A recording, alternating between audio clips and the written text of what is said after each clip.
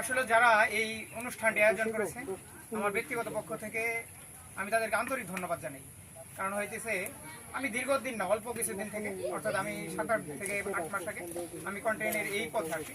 কিন্তু হঠাৎ আমি কিন্তু অনেকেই চিনি না, আমাকেও অনেকে চিনেন, কিন্তু একটি ধারাবাহিকতা হয়তো দেখা গেছে একটা কাজ করতে গেছি, আপনি আপনার মতো কাজ করতেছেন, আমি আমার মতো করতেছি, কিন্তু যখন পরিচিত হব তখন কিন্তু ভাই এইভাবে না করে ওইভাবে করতে পারবেন। আপনি আমাকে উপদেশ দিবেন, আমি আপনাকে উপদেশ দেব। এটাই হচ্ছে এই প্ল্যাটফর্মের কাজ। কারণ একা কোনো সময় কেউ আগাইতে পারেনি, কেউ না কেউ কারোর সহযোগিতা নিয়েছে, কারোর সাজেশন নিয়েছে, সেই এইভাবে আগাইছে।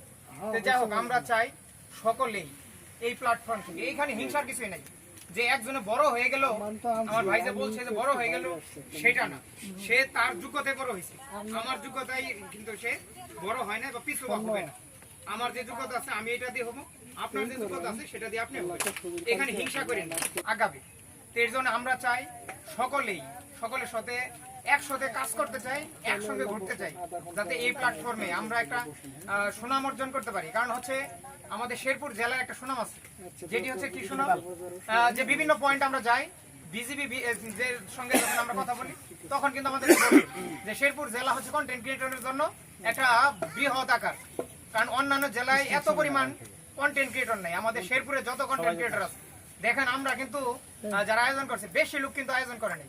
যদি আমরা মাইকিং করতাম এই মাঠ কিন্তু জায়গা দিতে পারতাম না, শুধু কন্টেন্ট ক্রিয়েটর দিয়ে, তাহলে কি পরিমাণ শেরপুরে আছে।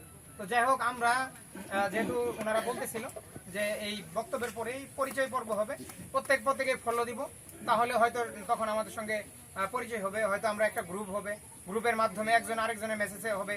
দেখা গেছে আমি আজকে আমার এলাকায় একটা এমন কিছু ঘটলো যেটা আমি শুধু না, আমি অনেকের বা গ্রুপে মেসেজ দিয়ে রাখলাম যে ভাই আমার এলাকায় এরকম একটা ঘটনা ঘটছে, ভাই এই পাহাড়ি অঞ্চলে হাতি আসছে, এরকম একটা যদি মেসেজ দিয়ে রাখেন, যার ইচ্ছা হইলো আসলো, আমার ইচ্ছা হইলো আমি আসলাম, কাজ করলাম, চলে গেলাম। যাই হোক, আমরা চাই সকলেই কাঁধে কাঁধ মিলিয়ে আমরা এই প্ল্যাটফর্মটিতে আমরা সবাই যাতে আয় করতে পারি। অনেকে বক্তব্য দেয় যে আমি এখানে আয় করতে আসিনি, আমি পরিচিত হইতে আসছি, আমার ফেসটা বাংলাদেশের মানুষ চিনি, এটা একটা বোকার জগতে বাস করে।